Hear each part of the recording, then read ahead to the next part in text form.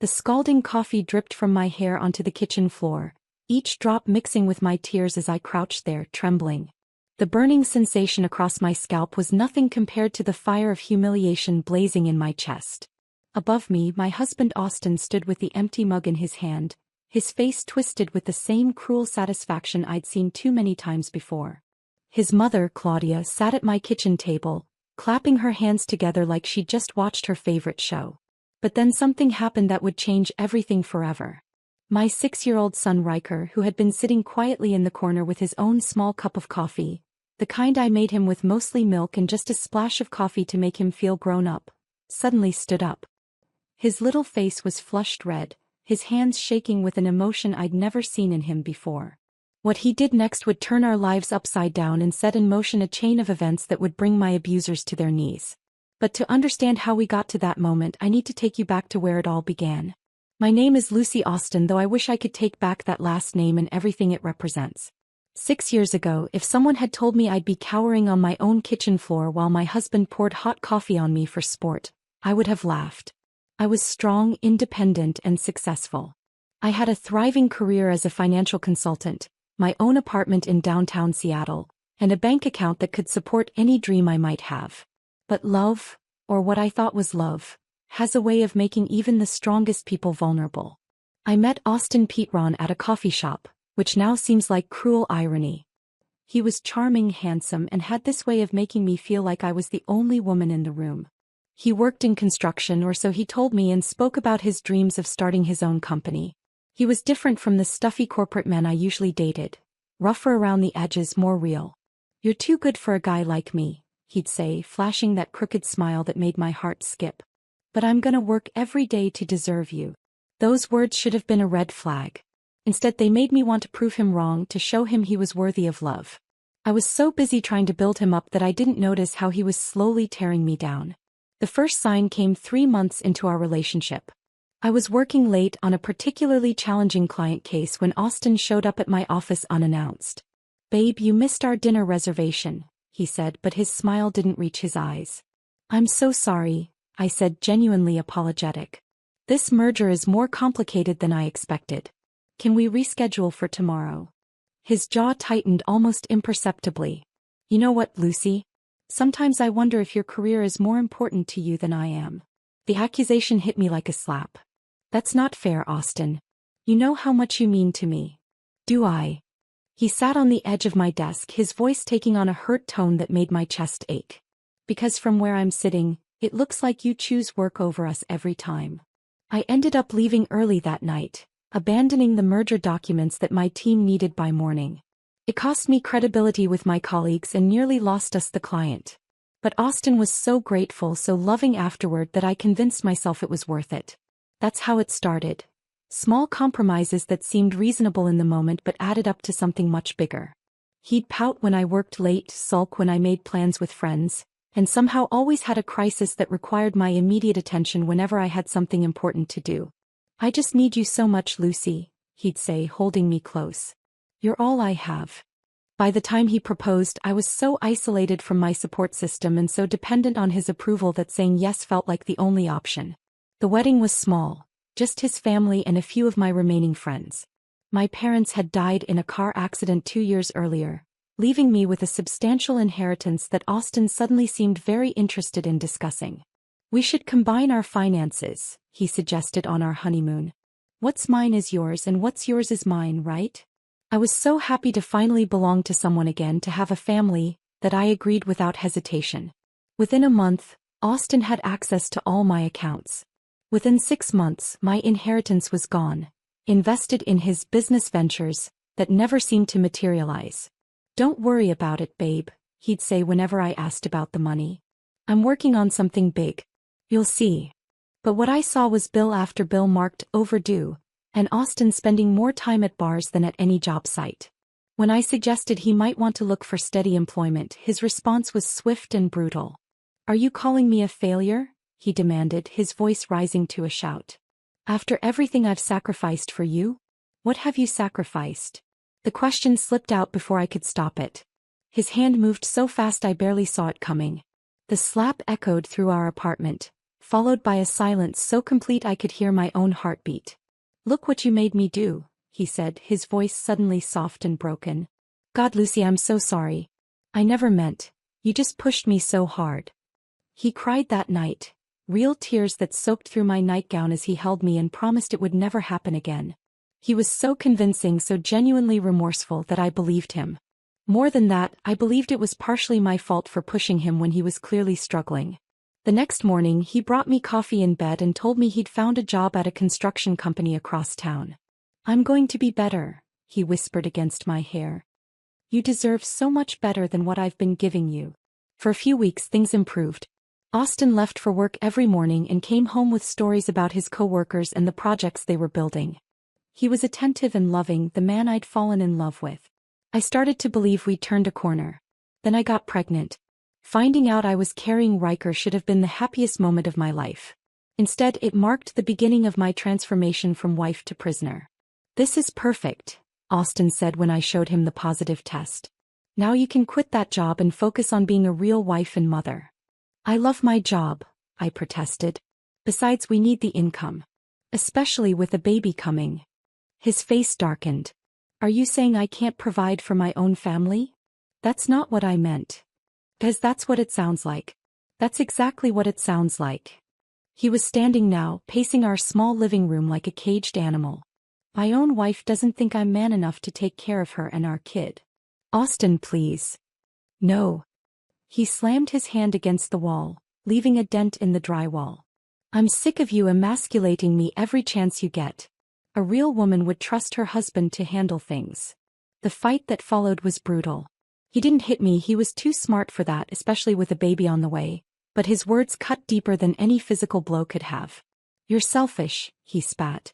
"You care more about some stupid job than your own family. What kind of mother is going to abandon her baby to sit in some office all day?" By the time he was finished, I was sobbing on the couch, convinced that maybe he was right. Maybe I was being selfish. Maybe a good mother would want to stay home and devote herself entirely to her family. I gave my notice the next week. Austin's reaction was everything I'd hoped for. He was tender and grateful, constantly touching my growing belly and talking about our future together. "This is how it should be," he'd say. "Just us. Our little family. You'll see, Lucy, we don't need anybody else." But without my job I had no income. And somehow, Austin's construction work became increasingly sporadic. "The economy's tough right now," he'd explain, settling into his recliner with a beer while I struggled to balance our checkbook. "Lot of competition for jobs." I started freelancing, taking on small consulting projects I could do from home. It wasn't much, but it helped keep us afloat. Austin tolerated it as long as it didn't interfere with his needs. "I work hard all day," he'd say when I was trying to meet a deadline. "The least you can do is have dinner ready when I get home." His mother, Claudia, visited more frequently as my pregnancy progressed. She was a sharp-faced woman with cruel eyes and a mouth that seemed permanently twisted into a disapproving frown. From the moment I met her, I could tell she thought I wasn't good enough for her precious son. "Austin tells me you're not working anymore," she said during one visit, her voice dripping with false concern. "That must be so hard for him, having to carry the entire financial burden." "I'm still doing some consulting work," I replied, trying to keep my voice level. She waved a dismissive hand. "Part-time nonsense. Austin needs a wife who can support him properly, not add to his stress." I wanted to point out that I'd been supporting Austin since our second month of marriage, that my part-time nonsense was paying for the groceries she was eating and the roof over her head. But Austin was watching me with a warning look in his eyes, and I'd learned to recognize the signs of an impending explosion. When Riker was born, I thought everything would change. Surely becoming a father would inspire Austin to step up, to become the provider and protector he claimed he wanted to be. Instead, it gave him a new weapon to use against me. "You're not holding him right," he'd criticize when I was feeding Riker. "He's crying because you don't know what you're doing. Maybe you should try walking him," I'd suggest when Austin complained about the baby's fussing. "I work all day. Taking care of the baby is your job." But he didn't work all day. Some weeks he didn't work at all. I'd catch glimpses of him through the window, sitting in his truck in the driveway, talking on the phone or just staring off into space. When I asked about it, he'd fly into a rage about how I was spying on him and didn't trust him. The physical abuse started when Riker was 6 months old. Austin came home drunk one night, stumbling into furniture and cursing at everything in his path. "Where's my dinner?" he demanded. "I kept a plate warm for you," I said, hurrying to the kitchen. "I wasn't sure when you'd be home." "You weren't sure." He followed me, his voice growing louder. "A wife is supposed to have food ready for her husband. That's basic." "It is ready. I just need to heat it up." He grabbed the plate from my hands and hurled it against the wall. Spaghetti sauce splattered across the white paint like blood. "I said hot," he roared. "Not reheated garbage." Riker started crying from his crib in the next room. The sound seemed to enrage Austin further. "Now look what you've done. You've upset the baby with your incompetence." I tried to move past him to get to Riker, but Austin blocked my way. His face was flushed with alcohol and anger, his eyes wild. "Where do you think you're going?" "Riker needs me. Riker needs a mother who knows how to take care of her family." His hand shot out and grabbed my wrist, twisting until I cried out. Maybe if you weren't so useless, he wouldn't be crying all the time. The pain in my wrist was nothing compared to the fear blooming in my chest. This wasn't just anger. This was something darker, more dangerous. "Austin, you're hurting me." "I'm trying to teach you," he said, his grip tightening. "You need to learn to do things right the first time." He held me there for what felt like hours but was probably only minutes, his fingers digging into my skin until I was sure he'd leave marks. Finally, he released me with a shove that sent me stumbling backward. "Clean up this mess," he ordered, already heading toward the living room. "And get me another beer." I stood in the kitchen, cradling my throbbing wrist and listening to my baby cry, and realized I was in serious trouble. The abuse became routine, as predictable as Austin's morning coffee and evening beer. He'd find fault with something. Dinner was too cold, too hot, too spicy, too bland. The house was too messy, too sterile, too something that justified his anger. He'd shout, sometimes throw things, occasionally grab me hard enough to leave bruises in places where they wouldn't show. Then would come the apology. "I'm so sorry, baby," he'd whisper, holding me close while I trembled. "You know I love you more than anything. I just get so frustrated sometimes. You understand, right?" And somehow, impossibly, I did understand. Or at least I convinced myself I did. Austin was under so much pressure trying to provide for our family. The construction industry was unpredictable. He was doing the best he could.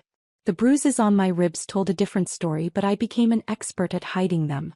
Long sleeves in summer, makeup to cover the occasional mark on my neck or face, excuses for why I winced when I moved too quickly. Riker was walking by the time Austin's mother started making regular demands on our already strained finances. "The property taxes on my house have gone up," Claudia announced during one of her weekly visits. "I need $3,000 by the end of the month." I looked up from where I was helping Riker with his blocks. "3,000? Claudia, we don't have that kind of money just sitting around." Her eyes narrowed. "Are you telling me you won't help your husband's mother? After everything Austin has sacrificed for you?" "It's not that I won't help," I said carefully. "It's that I literally don't have $3,000 to give you." "What about that consulting work you're always doing?" My consulting work brought in maybe $800 a month on a good month.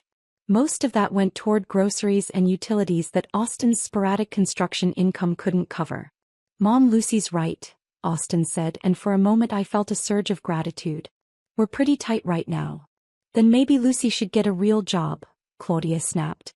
"Instead of playing around on her computer all day while you break your back to support this family." Playing around. I bit my tongue so hard I tasted blood. Those hours on my computer were the only thing keeping us from eviction. "I'll figure something out," Austin said, shooting me a look that made my stomach clench. "Lucy always manages to find money when she really needs to." That night, after Riker was asleep, Austin cornered me in our bedroom. "We need to discuss my mother's situation." "Austin, I've told you, we don't have $3,000. I can maybe scrape together a few hundred if I pick up an extra project, but..." "A few hundred?" His voice was dangerously quiet. "My mother raised me by herself. She sacrificed everything for me. And you're telling me the best you can do is a few $100s. I'm doing the best I can with what we have." "No, you're being selfish. As usual." He started pacing, a sure sign that his temper was building. "You know what your problem is, Lucy? You've never learned to put family first." "I put this family first every single day," I shot back, my own frustration finally boiling over. I gave up my career for this family. I stay home with Riker while you disappear for hours at a time. I work nights and weekends just to keep food on the table. The slap came without warning, hard enough to snap my head to the side and bring tears to my eyes. Don't you ever, he said, his face inches from mine, talk to me like that again. Everything I do is for this family. Everything. And if you can't see that, if you can't appreciate the sacrifices I make, then maybe you don't deserve what I'm trying to build for us. I touched my cheek, feeling the heat of his handprint. Austin. Figure out how to get the money, he said, already turning away. I don't care what you have to do. My mother needs our help and we're going to give it to her. I stood there in the dark, listening to him brush his teeth like nothing had happened, and wondered how my life had become this nightmare. But I got the money. I took on 3 additional consulting projects, working 18-hour days while juggling Riker's care. I survived on coffee and determination, falling asleep at my computer more than once. The stress made me irritable and exhausted, which only gave Austin more ammunition. You're always cranky now, he'd complain. Riker's going to think his mother doesn't love him. I'm working to pay your mother's property taxes. I wanted to scream. Instead, I apologized and tried to smile more, even when every muscle in my body ached from exhaustion. When I finally handed Claudia the check for $3,000, she barely looked at it. It's about time, she said. I was starting to worry that Austin had married someone who didn't understand family loyalty. That was the beginning of a pattern that would define the next 6 years of my marriage. Every few months, Claudia would have a crisis that required immediate financial assistance. Her car needed repairs. Her roof was leaking. Her medical bills were overwhelming. And somehow it was always my responsibility to solve these problems. She's family, Austin would say whenever I tried to protest. And family takes care of family. But I wasn't family, not really. I was an ATM with legs, a convenient source of income that could be bullied and manipulated into compliance. When I didn't produce money fast enough, Austin would escalate the pressure. The grabbing became pushing. The pushing became shaking. The shaking became the occasional punch to my stomach or ribs, places where the bruises wouldn't show. This wouldn't happen if you just did what you were supposed to do, he'd say afterward as I curled up in a ball on our bedroom floor. I hate having to get physical, Lucy, but sometimes it's the only way to get through to you. The worst part wasn't the physical pain. It was watching my son learn that this was normal. That it was acceptable for men to hurt women when they were frustrated. That women existed to serve and please and absorb punishment without complaint. Riker started having nightmares around his 4th birthday. He'd wake up screaming, and when I went to comfort him, he'd flinch away from my touch. It's okay, baby, I'd whisper, my heart breaking. Mommy's here. Don't let Daddy hurt you anymore, he'd sob into my shoulder. Those words cut deeper than any blow Austin had ever landed. The morning it all came crashing down started like any other. 2 years has passed already. Riker was already 6. I was making coffee, always coffee, because Austin needed his caffeine to function, and Riker had developed a habit of wanting coffee, like Daddy, though I made his mostly warm milk with just a splash of actual coffee to give it color. Austin was in the living room, scrolling through his phone and complaining about some imaginary slight from his supervisor. I'd learned to make sympathetic noises without really listening. Engagement only encouraged him to rant longer. The doorbell rang at exactly 9:15. Austin never moved to answer it when his mother was expected. That was my job, apparently. Playing hostess to the woman who treated me like a servant in my own home. Good morning, Claudia, I said, opening the door with the fake smile I'd perfected over the years.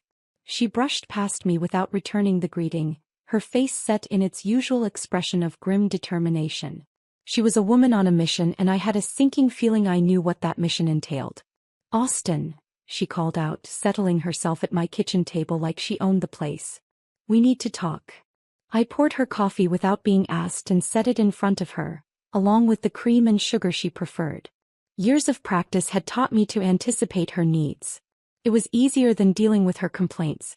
What's going on, Mom? Austin asked, finally joining us in the kitchen.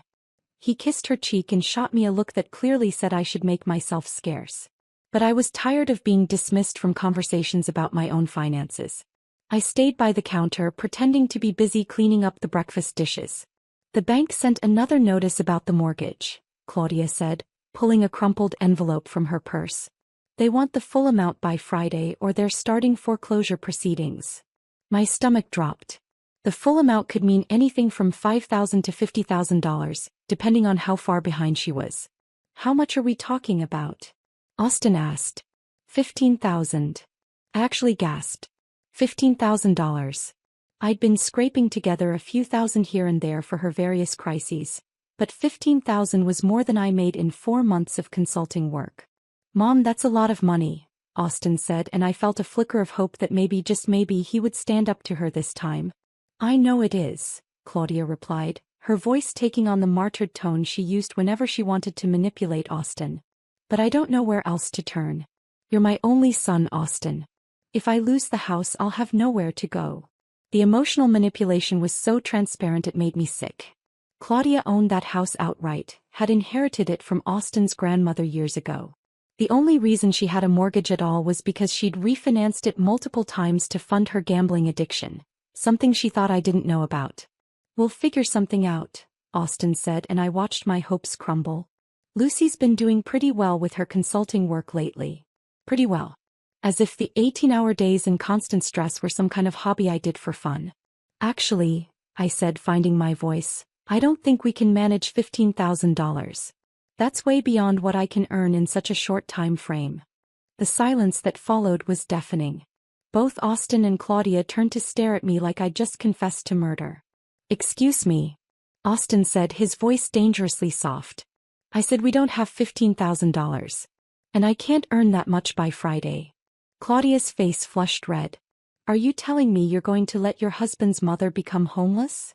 I'm telling you that I can't produce money I don't have, I replied, proud of how steady my voice sounded despite my racing heart. Can't or won't. Austin stood up from his chair, and I recognized the signs of an impending explosion. Because there's a difference, Lucy. I've given your mother over $20,000 in the past 2 years, I said, the words tumbling out before I could stop them. $20,000 from my consulting work, while you've contributed maybe half that to our household expenses. The truth hung in the air like a toxic cloud. Austin's face went through several color changes, red to white to a mottled purple that usually preceded violence. How dare you, he whispered. Austin. How dare you stand there and disrespect me in front of my mother? He was moving toward me now, and I instinctively backed toward the sink. Riker was still at the table, his small hands wrapped around his coffee cup, watching everything with those 2 knowing eyes. I'm not disrespecting you, I said, trying to keep my voice calm. I'm just being honest about our financial situation. Honest? Austin's laugh was ugly. You want to be honest? Let's be honest about what a selfish, ungrateful. Austin, the child is right there, I said, nodding toward Riker. That was my mistake. Mentioning Riker, trying to protect him, reminded Austin that he had an audience for his performance. Yeah, he is right there, Austin said, his voice getting louder. And maybe it's time he learned what happens when women don't respect their husbands. The fear that had been building in my chest exploded into full-blown panic. Please don't do this in front of him. Pay the money, Lucy. Austin reached for his coffee mug, and something in his movement made every alarm bell in my head start ringing. I told you I don't have $15,000. Then get it. How? I don't care how, he roared. Sell something, borrow it, rob a bank, I don't give a damn. But my mother is not losing her house because my wife is too selfish to help family. The coffee mug was in his hand now, steam still rising from the black liquid inside. I could see the calculation in his eyes, the moment he decided that words weren't going to be enough this time. Austin, please. You know what your problem is? He took a step closer and I pressed my back against the counter. You think you're better than us. You think because you went to college and had some fancy job, you're too good to take care of your family. That's not true. It is true. Another step. You look down on me, on my mother, like we're beneath you. Well, let me remind you who's in charge in this house. I saw his arm move, saw the mug tilting, and threw my hands up to protect my face. But Austin was aiming higher. The scalding coffee hit the top of my head and ran down my face, my neck, soaking through my shirt. The pain was instantaneous and overwhelming, a burning agony that made me scream and drop to my knees. Through my tears and the horrible burning sensation, I heard Claudia laugh. actually laugh, like watching her son pour boiling liquid on his wife was the funniest thing she'd ever seen. Maybe next time you'll think twice before being so disrespectful, she said, her voice filled with satisfaction. I was on my hands and knees now, coffee dripping from my hair onto the kitchen floor, my scalp on fire. The smell of burned skin filled the air, mixing with the aroma of spilled coffee in a nauseating combination. Above me, Austin was still talking something about respect and lessons learned, but I couldn't focus on his words through the pain. All I could think about was Riker, my sweet boy, sitting at the table watching his father torture his mother. And then I heard something that made my blood run cold. The scraping of a chair being pushed back. Little footsteps on the kitchen floor. No, Riker, I tried to say, but my voice came out as a croak. Stay where you are, baby. But Riker wasn't listening to me. He wasn't running away or cowering in fear like I'd expected. He was walking toward his father. Before we continue, please write in the comment which country you are watching this video. We love knowing where our global family is tuning in from. And if this is your first time on this channel, please subscribe. Your support helps us bring even more epic revenge tales of life. Enjoy listening. I lifted my head from the floor, coffee still dripping from my hair, and watched my 6-year-old son approach his father with a determination that both terrified and amazed me. Austin was still ranting, still holding the empty coffee mug like a trophy, basking in his moment of dominance. Riker's small hands were shaking, but his face, God, his little face was set with a resolve I'd never seen before. In his grip was his own coffee mug, still half full of the warm, milky mixture I'd made him. Daddy, he said, his voice crystal clear in the sudden silence. Austin turned, a satisfied smirk still playing at his lips. What is it, son? What happened next unfolded like a scene from a movie, each second stretched and crystallized in my memory. Riker didn't say another word. Instead he climbed onto his chair, then onto the table with the determined movements of a child on a mission. Austin's expression shifted from smug satisfaction to confusion. Riker, get down from there, he started to say. But before the words were fully out of his mouth, my son lifted his mug high above his head and dumped the entire contents onto his father's face and hair. The silence that followed was absolute. Austin stood frozen, warm milky coffee dripping from his hair, his mouth hanging open in shock. Claudia's laughter died abruptly, her face going pale. And I stared at my little boy with a mixture of terror and pride that made my chest feel like it might explode. How does that feel, Daddy? Riker asked, his voice steady and clear. Does it hurt? For a moment nobody moved. Nobody breathed. The only sound was the steady drip of liquid hitting the kitchen floor. Then Austin's face began to change. The shock melted away, replaced by a rage more intense than anything I'd ever seen from him. His whole body started to shake, his hands clenching into fists. You little, he began, lunging toward Riker. But my son was already moving. He jumped down from the table and ran to where I'd left my phone on the counter, his small fingers working with a dexterity that stunned me. Riker, no. Austin roared, coffee still streaming down his face as he gave chase. But Riker was fast, fueled by adrenaline and purpose. He dodged around the kitchen island, my phone pressed to his ear. 911. His voice was high and scared but determined. My daddy hurt my mommy. He poured hot coffee on her head and it burned her. We live at 247 Maple Street. Please send help. The words hit Austin like a physical blow. His face went from rage red to ash white in seconds. Hang up that phone right now, he demanded, advancing on Riker. But my son wasn't done. As Austin reached for him, Riker darted toward the back door, still clutching my phone. My mommy has burn marks, he continued breathlessly into the phone as he ran. My daddy always hurts her when she doesn't give money to grandma. Please hurry. Austin caught up to him just as Riker reached the door, grabbing for the phone with desperation I'd never seen from him before. Give me that phone, you little brat. But Riker was already outside, running across our backyard toward the Ashton's house next door. I could hear him screaming as he ran. Mrs. Ashton. Mrs. Ashton. Help my mommy. Austin started to follow, then stopped abruptly, probably realizing that chasing a 6-year-old through the neighborhood while covered in coffee and screaming threats wouldn't help his case with the police, who were undoubtedly on their way. He came back inside. He spun around to face me, and the look in his eyes made my blood freeze. Look what you've done, he hissed. Look what your stubbornness has caused. I was still on my knees on the kitchen floor, my scalp burning, my shirt soaked with cooling coffee. But for the first time in years I wasn't afraid of him. "I didn't do this," I said, my voice stronger than it had been in months. "You did this. You chose to pour hot coffee on me. You chose to do it in front of our son. You made me." "No." I struggled to my feet, ignoring the pain.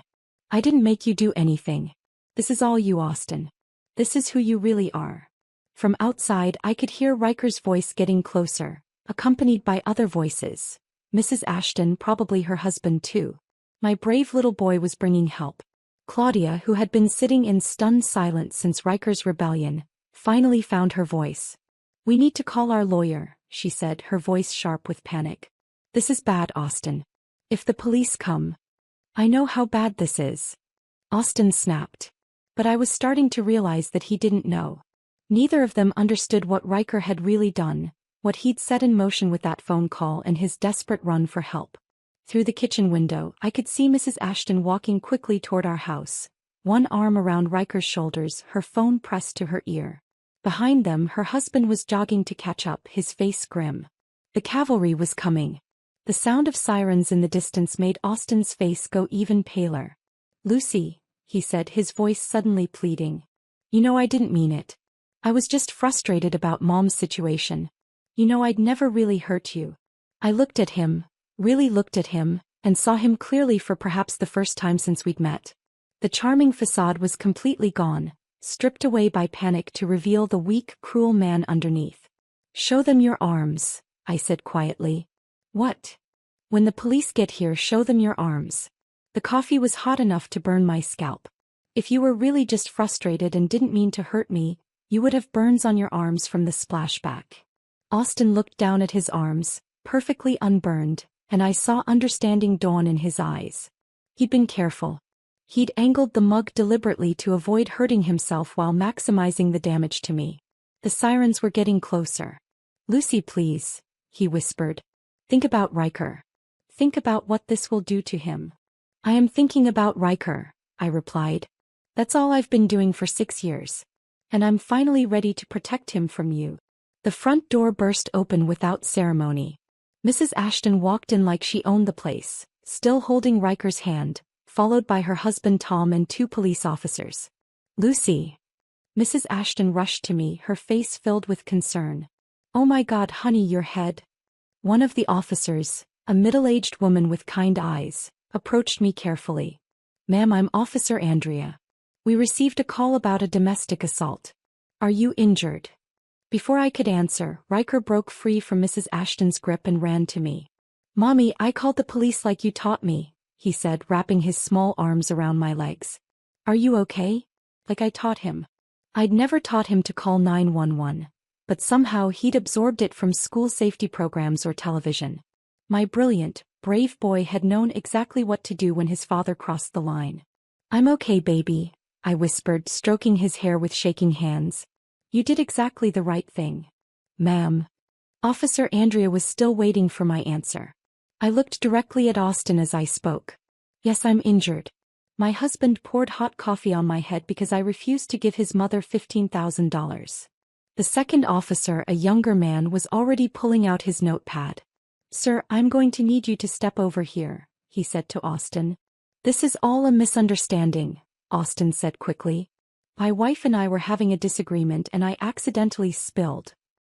"He didn't accidentally spill anything," Riker interrupted, his voice high but determined. "He threw it on Mommy's head on purpose. I saw him do it." And Grandma laughed. All eyes turned to Claudia, who looked like she wanted to disappear into the floor. "The child is confused," she said quickly. "He's upset, Anne." "I'm not confused." Riker's voice rose. "Daddy hurts Mommy all the time. He pushes her and grabs her arms and makes her cry." The silence that followed was deafening. Officer Andrea knelt down to Riker's level. "Sweetheart, can you tell me more about that? When does your daddy hurt your mommy?" "When she doesn't give Grandma money," Riker said matter-of-factly. "Grandma always needs money, and when Mommy says no, Daddy gets mad and hurts her." I watched Austin's face cycle through emotions. Panic, rage, desperation. This wasn't going the way he'd planned.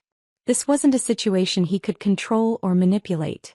Ma'am, we need to get you medical attention for those burns, Officer Andrea said, standing up. And then we're going to need to take a full statement. But Riker wasn't finished. With the fearlessness that only children possess, he walked right up to the officer. I took pictures, he announced. Everyone froze. What pictures, sweetheart? Officer Andrea asked gently. On Mommy's phone. When Daddy wasn't looking, I took pictures of the bruises on Mommy's arms. And her neck. I hid them in a special folder. My phone. The phone he'd used to call 911, the phone that was probably still in his possession. Austin made a desperate lunge toward Riker, but Tom Ashton stepped between them, his usually friendly demeanor replaced by something much more dangerous. I don't think so, Tom said quietly. The younger officer was already moving to restrain Austin. Sir, I need you to calm down and keep your hands where I can see them. Officer Andrea held out her hand to Riker. Can you show me these pictures, honey? My son nodded solemnly and produced my phone from his pocket. With the technological fluency that seemed to come naturally to his generation, he navigated to the phone's photo gallery. I made a secret folder, he said proudly. See? It's called Evidence. Evidence. My 6-year-old son had created a folder called Evidence. Officer Andrea scrolled through the photos, her expression growing grimmer with each image. There were at least a dozen pictures of bruises on my ribs, fingerprint marks on my upper arms, a particularly nasty mark on my collarbone from where Austin had grabbed me last month. Ma'am, how long has this been going on? She asked me. Years, I whispered. But it got worse after. I glanced at Riker, not wanting to traumatize him further with details. After Grandma started needing money, Riker finished matter-of-factly. Daddy gets really mad when Mommy can't pay for Grandma's stuff.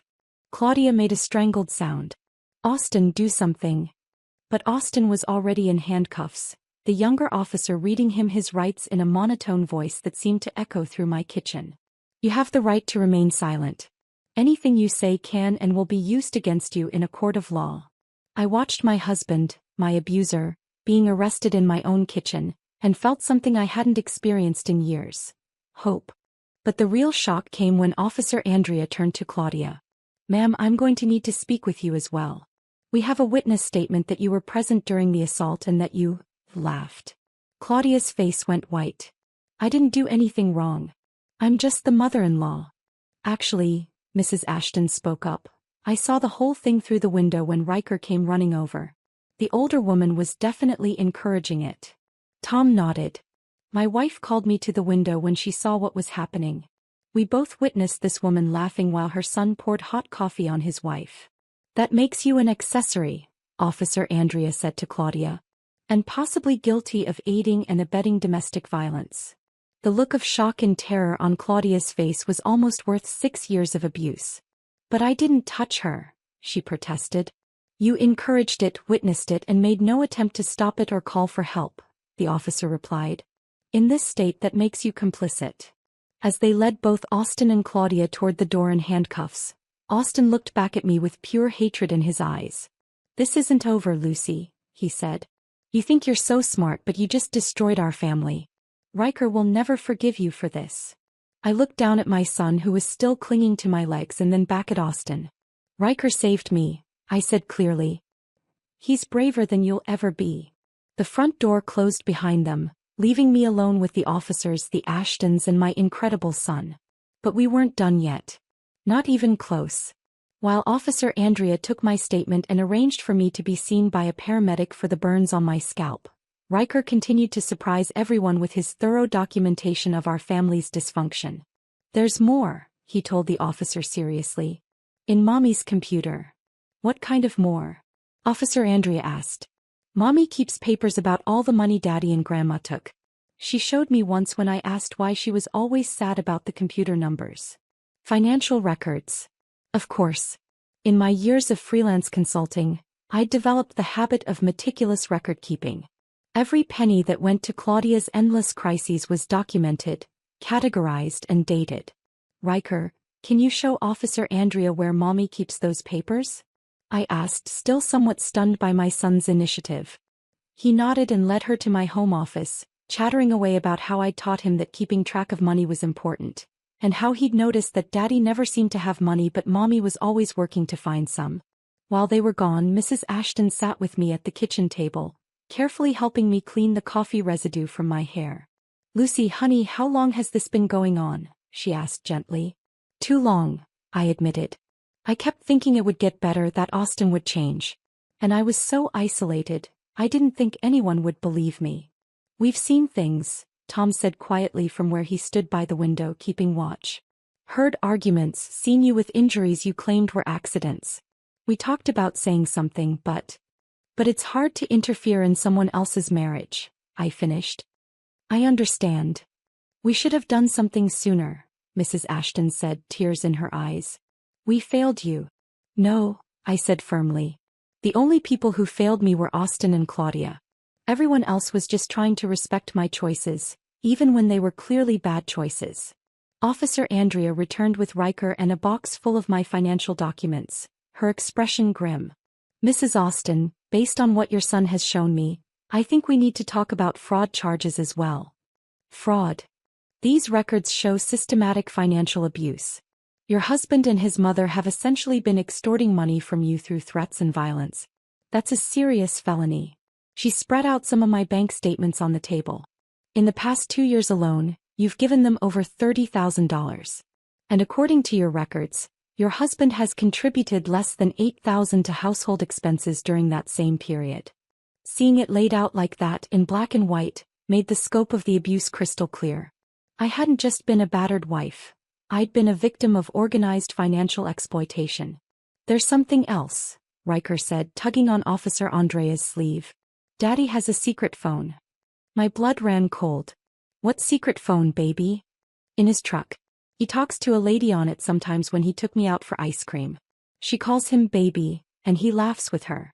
But he told Mommy he was working." "The affair?" Of course there was an affair. The sporadic work schedule, the mysterious absences, the complete lack of remorse for his treatment of me. It all made sense now. Officer Andrea was already calling for additional units. "We need to search the vehicle," she told her colleague. What they found in Austin's truck was damning. The burner phone Riker had mentioned, filled with text messages between Austin and a woman named Alma. Messages that made it clear their relationship was both romantic and long-standing. But that wasn't the worst discovery. Hidden under the driver's seat were documents that made my head spin. Bank statements for accounts I'd never seen, showing regular deposits from a construction company where Austin claimed to work sporadically. The truth was he'd been working full-time for over 2 years, earning a substantial salary that he'd hidden from me while forcing me to support our family through consulting work. "He's been lying about everything," Officer Andrea said when she brought me the evidence. "The sporadic work, the financial struggles, all of it was fabricated to justify taking your money." I stared at the bank statements, calculating rapidly. Austin had earned over $60,000 last year alone, money he'd hidden while watching me work 18-hour days to pay his mother's bills and keep food on our table. "What does this mean?" I asked. "It means we're looking at multiple felony charges. Financial fraud, domestic abuse, filing false financial statements if he's claimed hardship for any benefits. Mrs. Austin, your husband is looking at serious prison time." The magnitude of the deception was staggering. Austin hadn't just been abusing me physically, he'd been systematically stealing from me while forcing me to believe I was the family's financial burden. But even that wasn't the end of the discoveries that day. Mrs. Ashton, bless her heart, had taken it upon herself to call my sister in Portland. My sister I'd lost touch with because Austin had gradually isolated me from my entire support system. "Lucy." The familiar voice on the phone made me break down completely. "Megan told me what happened. I'm already in the car, I'll be there in 3 hours. My sister Jean." I hadn't spoken to her in over a year, hadn't seen her in 3. All because Austin had convinced me that my family looked down on us and didn't want to be involved in our struggles. "I'm so sorry," I sobbed into the phone. "I'm so sorry I disappeared." "Don't you apologize for anything," Jean said fiercely. "I should have fought harder to stay in touch. I knew something was wrong, but I let Austin's excuses convince me to back off. Never again, Lucy. Never again." As the afternoon wore on, my kitchen became command central for what felt like a small army of people determined to help me put my life back together. Jean arrived with 2 suitcases and a grim determination to make up for lost time. My lawyer, recommended by the Ashtons, appeared with preliminary paperwork for divorce proceedings and restraining orders. But it was Riker who provided the final, most satisfying piece of evidence. "Mommy," he said, tugging on my sleeve as the lawyer explained my options. "I forgot to tell the police lady about Daddy's friend at the bank." "What friend at the bank, sweetie?" "The lady who helped him hide the money. I heard him talking to her on the secret phone. She was helping him put money in accounts you couldn't see." The lawyer and Officer Andrea exchanged glances. "Riker, do you remember anything specific about what they said?" the lawyer asked gently. My son nodded solemnly. "Daddy said, 'Thanks for keeping Lucy's name off the accounts,' and the lady said, 'That's what friends are for, baby.'" Bank fraud. Not only had Austin been hiding his income, but he'd been working with someone at the bank to actively conceal assets from me. "This just gets better and better," Officer Andrea muttered, making another note. By the time visiting hours ended at the county jail, Austin and Claudia had been charged with domestic violence, financial fraud, bank fraud, and conspiracy.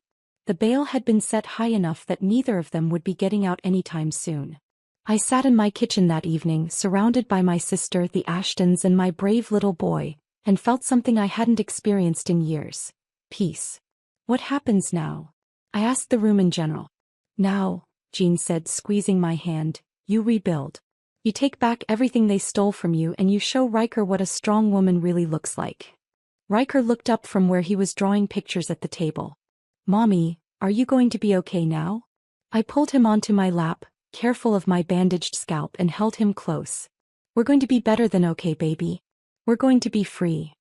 3 months later, I stood in the courtroom wearing a green beautiful dress that actually fit properly, the first new clothes I'd bought for myself in years. My hair had grown back over the burn scars, and for the first time in longer than I could remember, I felt strong. Austin sat at the defendant's table in an orange jumpsuit, flanked by a public defender who looked like he'd rather be anywhere else. The confident, controlling man I'd once feared was gone, replaced by someone who looked small and defeated. Claudia sat beside him, equally diminished, her usual imperious demeanor replaced by the hollow-eyed look of someone who'd finally realized the consequences of their actions. The prosecution had done their job well. The evidence was overwhelming. Years of documented abuse, hidden assets, bank fraud, extortion. Austin's secret girlfriend had turned state's evidence in exchange for immunity, providing recorded conversations that painted a clear picture of his calculated deception. But the most damning testimony came from an unexpected source. "Your Honor," the prosecutor said, "the state calls Riker Austin to the stand." My brave little boy walked to the witness stand with the same determination he'd shown that day in the kitchen. The judge had arranged for a child advocate to be present, and the questioning was gentle, but Riker's testimony was devastating. "My daddy used to hurt my mommy when she couldn't pay Grandma's bills," he said clearly, his small voice carrying through the courtroom. "He would grab her and push her and pour coffee on her head. Grandma would laugh when it happened." "Did you ever try to help your mommy?" the prosecutor asked. "I took pictures of the bruises," Riker said matter-of-factly. "And I called the police when Daddy burned Mommy's head with the coffee." Austin's lawyer tried to argue that a child's testimony wasn't reliable, but the physical evidence backed up every word Riker said. When it came time for sentencing, I was given the opportunity to make a victim impact statement. I stood at the podium and looked directly at Austin and Claudia, these people who had stolen 6 years of my life and tried to break my spirit. "You didn't just abuse me," I said, my voice steady and clear. "You taught my son that violence was normal, that women existed to be hurt and exploited. You stole my money, my dignity, and my sense of self-worth." Austin wouldn't meet my eyes, but I continued anyway. "But you made a mistake. You underestimated how much I loved my son, and you completely underestimated him. Riker saved us both the day he decided to fight back. He showed more courage at 6 years old than either of you have shown in your entire lives." I turned to address the judge directly. "Your Honor, these defendants didn't just commit crimes against me. They committed crimes against my child, forcing him to witness abuse and trauma that no child should ever see. I ask you to consider not just what they took from me but what they tried to steal from him. His childhood, his sense of security, his faith in the adults who were supposed to protect him. The sentences were everything I'd hoped for and more. Austin received 12 years for domestic violence, financial fraud, and conspiracy. Claudia got 7 years as an accessory to domestic violence and fraud. The bank employee who'd helped hide Austin's assets got 5 years and permanent banishment from the banking industry. But the legal victory was only part of my revenge. The real satisfaction came in what happened after the trial. With Austin's hidden assets now legally mine, along with restitution for the money they'd stolen over the years, I found myself in a better financial position than I'd ever been in, even before I met Austin. The construction company that had been paying Austin's salary was also held liable for their role in helping him hide income, resulting in an additional settlement that secured Riker's college fund. I used some of the money to buy a new house in a different neighborhood, a fresh start for both of us. But more importantly, I used it to build something I'd been dreaming about during the darkest days of my marriage. A personal business of my own. I opened a small boutique, I explained to Jean as we sat in my new kitchen, watching Riker play in our spacious backyard. A place where women can shop, feel confident, and know they don't need anyone else's approval to shine. The business started small but word spread quickly. Within a year I had expanded into an online store, hired a few employees, women who, like me, had rebuilt their lives after abuse, and created a supportive little community that was about more than clothes. It became a place of empowerment, a reminder that we were capable of standing on our own. Riker, meanwhile, had blossomed in ways that amazed me daily. The fearful, withdrawn child who used to flinch at loud noises was gone, replaced by a confident, compassionate boy who talked openly about feelings and stood up for classmates who were being bullied. "I want to help people like you helped me," he told me one evening as we worked together on his homework. "How did I help you, baby? You showed me that it's okay to be scared, but you can't let scared people hurt other people.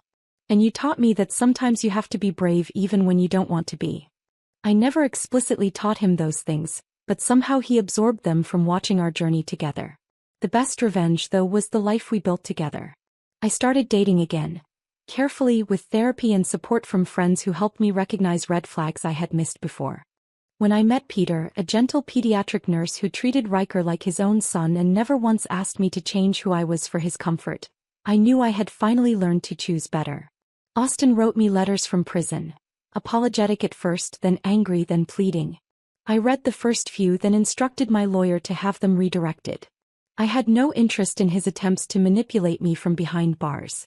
Claudia was less persistent in her communications, but equally irrelevant. When she was released after serving 5 years, she moved to another state and made no attempt to contact us.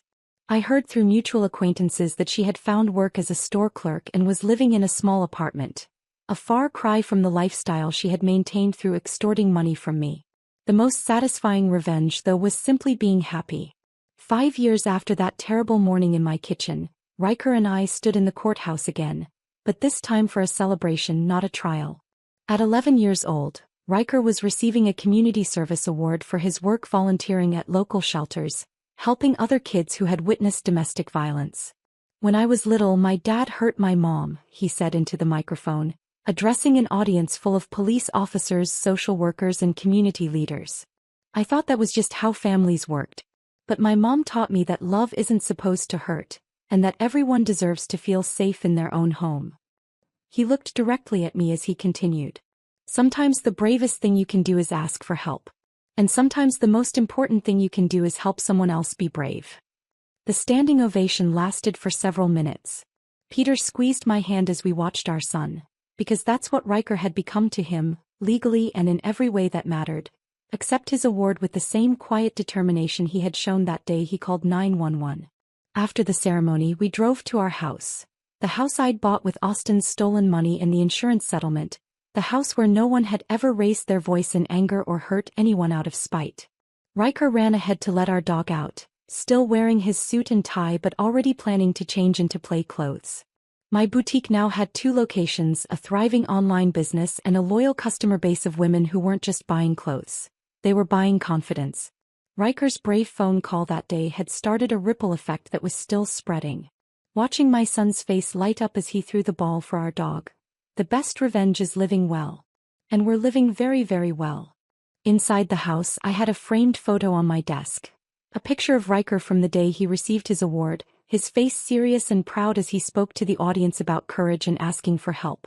But next to it, I kept something else. A copy of the arrest report from that day in the kitchen, highlighting the section where the officer had noted the evidence collected, including photographs taken by a 6-year-old boy who had been brave enough to document his father's crimes. Sometimes the most powerful revenge isn't about hurting the people who hurt you.